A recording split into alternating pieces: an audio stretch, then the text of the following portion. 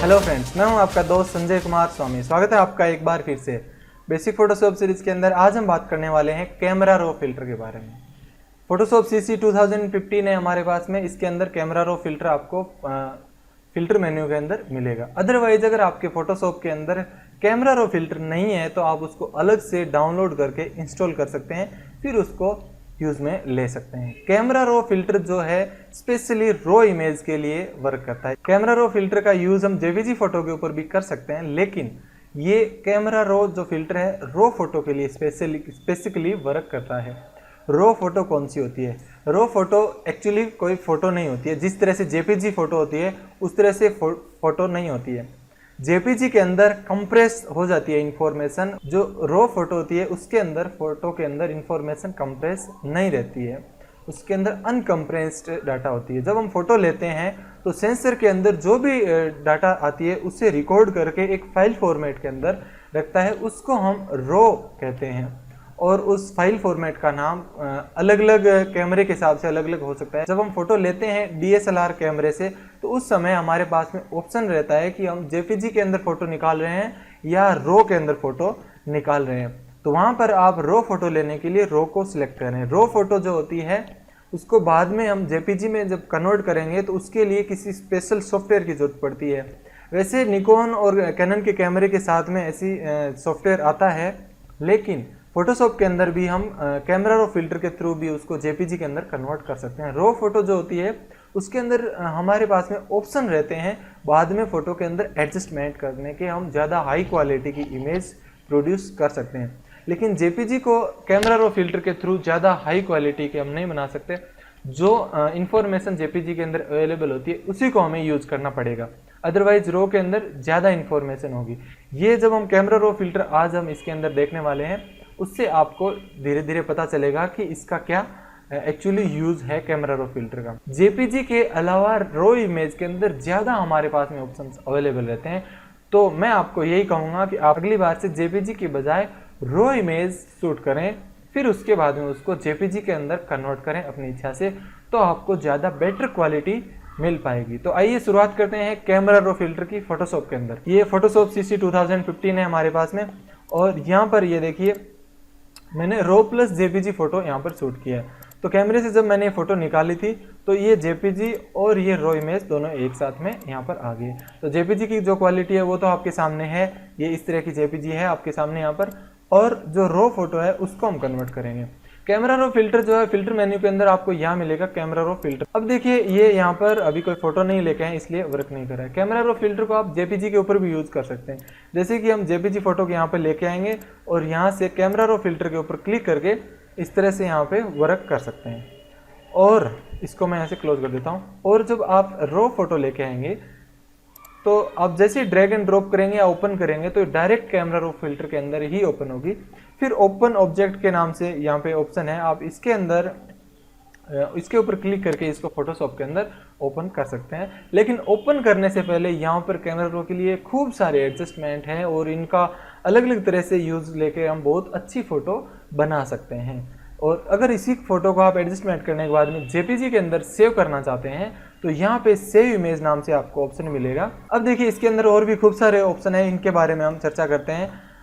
इसके फोटो के बारे में इंफॉर्मेशन भी आपको यहाँ पर मिलेगी, कौन से कैमरे से फोटो निकाली गई है। .NEF है, निकॉन का कैमरा है। और यहाँ से आप डेप्थ जो है वो 16 बिट सिलेक्ट करें। सोर्स जो है RGB 1998 यहाँ पे आप रख सकते हैं। उसके बाद में यहाँ पर आप सिलेक्ट कर सकते हैं कितने मेगापिक्सल आपको ये फोटो चाहिए, रिजोल्यूशन, और आप शार्पनेस इसकी किस पेपर के हिसाब से यूज लेना चाहते हैं, ग्लोसी या मैट पेपर के हिसाब से, और अमाउंट हाई आप यहाँ से सिलेक्ट कर सकते हैं। ओके, अब देखिए शुरुआत करते हैं। यहाँ पर खूब सारे आपको टूल्स दिखाई देंगे। सबसे ऊपर यहाँ पे टूल्स हैं और यहाँ पे प्रीव्यू जब हम यहाँ पे ऑन रखेंगे तो जो भी हम करेक्शन करेंगे वो प्रीव्यू के अंदर दिखाई देंगे, अदरवाइज नहीं दिखाई देंगे। और यहाँ से आप विंडो को छोटा कर सकते हैं, अदरवाइज F दबा करके भी इस तरह से बड़ा या छोटा कर सकते हैं इस तरह से। उसके बाद में यहाँ पे खूब सारे ऑप्शन है, ये बेसिक ऑप्शन है। और उसके बाद में यहाँ पे टोन कर्व, शार्पनेस, डिटेल वगैरह के बारे में, टोनिंग वगैरह, ये लेंस वगैरह के सभी ऑप्शन है वो सभी हम देखने वाले हैं। तो आइए देखते हैं, शुरुआत करते हैं। सबसे पहले इसके अंदर बेसिक के अंदर हम लेते हैं। इसके अंदर सबसे पहले है वाइट बैलेंस, आपको कौन सा रखना है। अगर आप यहाँ से चेंज करना चाहते हैं वाइट बैलेंस, तो यहाँ से आप कर सकते हैं। मान लीजिए क्लाउडी मुझे रखना है, तो इस तरह से मैं क्लाउडी इसको कर सकता हूँ। ऑटो भी रख सकता हूँ, और इसके अंदर सेट देना है, डे लाइट देना है तो डे लाइट आप दे सकते हैं। और ऑटो करेंगे या एज सूट करेंगे तो एज सूट आएगा। उसके बाद में देखिए यहाँ पे टेम्परेचर जो है इसको हम कम या ज़्यादा कर सकते हैं। मान लीजिए बहुत कम टेम्परेचर करेंगे तो हमें ऐसे लगेगा फ़ोटो कूल मौसम के अंदर निकाली हुई है, ज़्यादा करेंगे तो बहुत ज़्यादा वार्म लगेगा। तो आप इसको यहाँ से एडजस्टमेंट कर सकते हैं टेम्परेचर को। टिंट, टिंट बहुत ही अच्छा ऑप्शन है यहाँ पे। ये ग्रीन और मेजेंटा का एक तरह से कॉम्बिनेशन होता है, इसको हम इस तरह से एडजस्ट कर सकते हैं।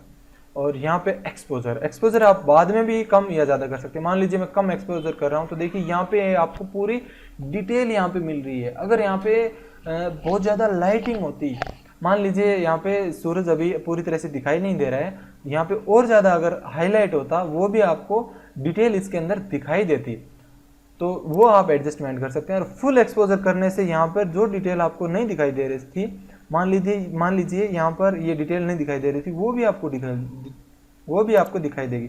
तो एक्सपोजर जो है वो बाद में हम एडजस्ट कर सकते हैं, बहुत ही अच्छी बात है ये। और उसके बाद में है यहाँ पे कॉन्ट्रास्ट, थोड़ा सा मैं इसके अंदर कॉन्ट्रास्ट इंक्रीज कर देता हूँ। उसके बाद में हाईलाइट, जो पार्ट हाईलाइट है उसको आप डार्क कर सकते हैं और डार्क को हाईलाइट कर सकते हैं, वो बहुत ही अच्छा ऑप्शन है। देखिए मैं कम करता हूँ, जैसे ये क्लाउड्स दिखाई दे रहे हैं, मुझे यहाँ पे हाईलाइट कम करने की ज़रूरत है। हाईलाइट कम, और शेडो में इंक्रीज कर देता हूँ, ताकि ये जो पार्ट है ये भी हमें पूरी तरह से दिखाई देगा। ये बहुत ही अच्छे एडजस्टमेंट हैं। इसके अंदर वाइट और ब्लैक जो है, मैं इसके अंदर थोड़ा सा ब्लैक कम कर रहा हूँ और वाइट को थोड़ा सा इंक्रीज कर देता हूँ। उसके बाद में क्लियरिटी हमें कितनी चाहिए, जितनी ज़्यादा हमें क्लियरिटी रखनी है, वो यहाँ से एडजस्ट कर सकते हैं।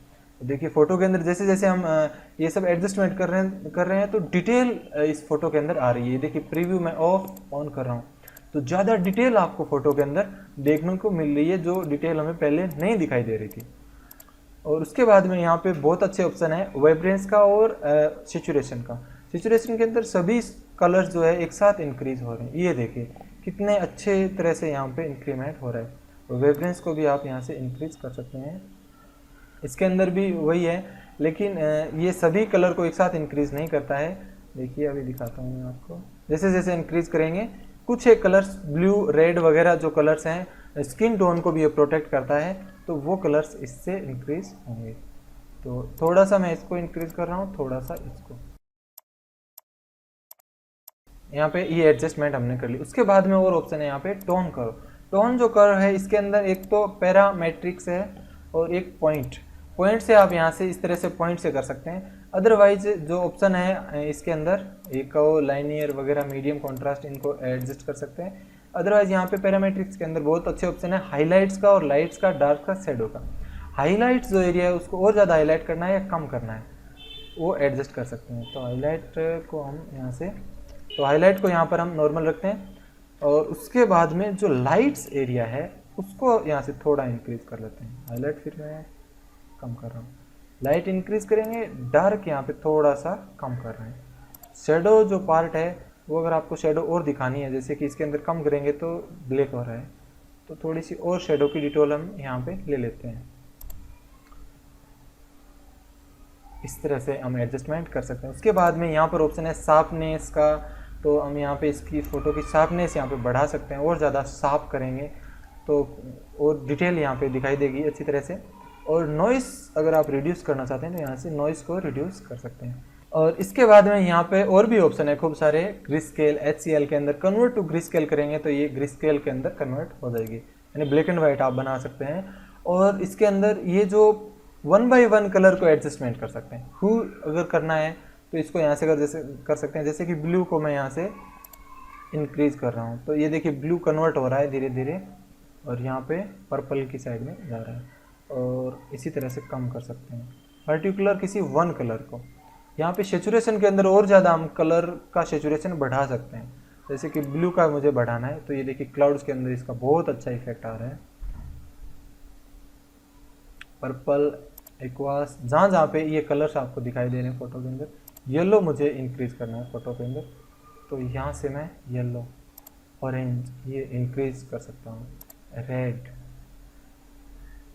इस तरह से इंक्रीज कर सकते हैं। उसके बाद में आगे लुमिनेंस, यहाँ पे लाइट और डार्क एडजस्टमेंट कर सकते हैं। मान लीजिए रेड कलर ही ले लीजिए, यहाँ पे रेड जो कलर है उसको ज़्यादा लाइट करना है या गहरा करना है, ये देखिए। तो इस तरह से हम एडजस्ट कर सकते हैं, किस तरह से आपको रखना है। ऑरेंज, लाइट और डार्क आप यहाँ से एडजस्टमेंट कर सकते हैं।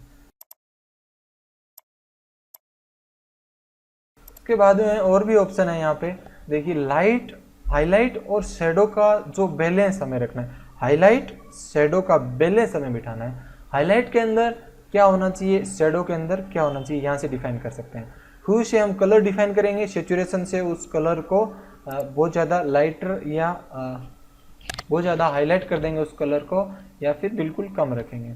ये एडजस्टमेंट हम कर सकते हैं। मान लीजिए सबसे पहले इसको बताएंगे यहाँ पे कि हाईलाइट के अंदर कौन सा कलर हमें रखना है। तो मान लीजिए मैं इसको येलो कलर बता रहा हूँ, थोड़ा सा इंक्रीज कर देता हूँ कि ये हाईलाइट कलर रखना है। फिर यहाँ पे जो डार्क कलर है वो मैं यहाँ पे ब्लू कर देता हूँ। फिर ब्लू का सिचुएशन यहाँ से थोड़ा सा इंक्रीज कर देता हूँ। अब इनका बैलेंस हम यहाँ से कर सकते हैं कि ज़्यादा हाईलाइट रखना है, ज़्यादा आपको शेडो रखना है, तो आप इसको बैलेंस यहाँ से कर सकते हैं। और भी आगे खूब सारे ऑप्शंस हैं, इन सभी को हम यूज़ में लेंगे नेक्स्ट वीडियो के अंदर, और भी देखेंगे। अब देखिए, और मैं यहाँ से बताता हूँ आपको, इसके अंदर एक टूल है ये एडजस्टमेंट ब्रश नाम से। इसके ऊपर हम क्लिक करेंगे। क्लिक करते ही जैसे ही क्लिक किया यहाँ पे कुछ अलग ही ऑप्शन आ गए। इसके अंदर सबसे पहले न्यू, यानी कि हमें यहाँ पे न्यू ब्रश डिफाइन करना है। तो जैसे ही मैं क्लिक कर रहा हूँ कुछ अलग ही आपको कलर्स दिखाई दे रहे हैं। ऐड के ऊपर क्लिक करके मैं इनके अंदर ऐड करता जाऊँगा, फिर क्लिक करूँगा और ऐड करूँगा, यहाँ पे और ऐड करूँगा। ये जो ब्रश है इसकी साइज़, फेदर, फ्लो आप यहाँ से एडजस्टमेंट कर सकते हैं। साइज़ आपको इंक्रीज करनी है, फेदर आपको और ज़्यादा देना है, फ्लो आपको कम करना है, ज़्यादा करना है, यहाँ से एडजस्टमेंट आप इस तरह से कर सकते हैं। और इसका टेम्परेचर, ये जो बहुत ज़्यादा ब्लू दिखाई दे रहा है, इसका टेम्परेचर हम यहाँ से एडजस्टमेंट कर सकते हैं। और इसीलिए मैंने यहाँ पे लिया है कि यहाँ पे बहुत ज़्यादा स्काई अगर ब्लू होगा तो अच्छा लगेगा। इस तरह से मैंने, ये देखिए इतनी ज़्यादा हमने कर लिया। इसके अंदर अब देखिए हाईलाइट, शेडो, इन सब को एडजस्टमेंट करना है। क्लियरिटी आप थोड़ी सी कम करेंगे, यहाँ पे सेचुरेशन थोड़ा कम करेंगे। टेम्परेचर जो है इसको और कम करेंगे तो इसके अंदर टेम्परेचर कम हो जाएगा। यहाँ पर इस तरह से देखिए, ज़्यादा करेंगे यहाँ पे तो फिर टेम्परेचर कूल नहीं रहेगा। ये देखिए कुछ इस तरह से आ जाएगा। तो यहाँ पे इसको टेम्परेचर यही रख रहे हैं। ये देखिए न्यू से हम क्लिक करेंगे तो एक और इस तरह से हम एडजस्टमेंट ब्रश यहाँ पे क्रिएट कर सकते हैं। और इरेज करेंगे तो इनमें से कोई भी पार्ट को यहाँ से इरेज कर सकते हैं। जैसे कि मान लीजिए इस पार्ट को मुझे यहाँ से इरेज करना है, इरेज के ऊपर क्लिक करने के बाद मैं इसको इरेज कर रहा हूँ। और न्यू पर क्लिक करेंगे तो यहाँ पर एक और न्यू क्रिएट कर सकते हैं। जैसे कि मैं यहाँ पर इस तरह से न्यू क्रिएट कर रहा हूँ। यहाँ पे देखिए ब्लू कलर आ रहा है, इस ब्लू कलर को आप थोड़ा सा येलो के अंदर भी कन्वर्ट कर सकते हैं। फिर उसके बाद में हम क्या करेंगे, ओपन ऑब्जेक्ट के ऊपर क्लिक करेंगे। ये जो सेटिंग थी मैंने आपको बताई थी, यहाँ पर क्लिक करेंगे तो ये सेटिंग यहाँ पर आएगी। और open in Photoshop as a smart object के ऊपर क्लिक करके रखेंगे तो ये स्मार्ट ऑब्जेक्ट के रूप में ओपन होगी, अदरवाइज ये स्मार्ट ऑब्जेक्ट के रूप में ओपन नहीं होगी। ओपन एज स्मार्ट ऑब्जेक्ट हम करेंगे यहाँ पर, तो ये फ़ोटो यहाँ पर ओपन हो जाएगी जो हमने एडजस्टमेंट किए हैं।